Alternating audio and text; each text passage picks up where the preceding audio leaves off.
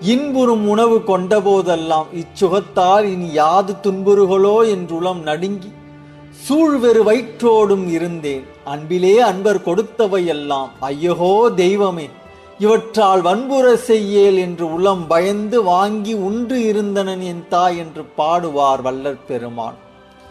சுவைமிக்க உணவை உண்டபோதெல்லாம் இந்த உணவு சுகத்தால் இனி என்ன துன்பம் வருமோ என்று பயந்து வெறும் வயிற்றோடே இருந்தேன்.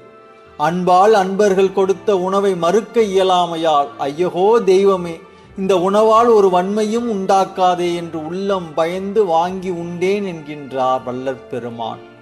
சுவையால் அவ்வளவு துன்பம் உண்டாகுமா என்றால் ஆமாம்.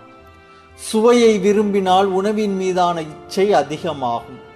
உணவின் மீதான இச்சை அதிகமானால் நம் ஒழுக்கமே பாழாகும். சோற்றிலே விருப்பம் சூழ்ந்திடில் ஒருவன் துண்ணும் நல் தவமெல்லாம்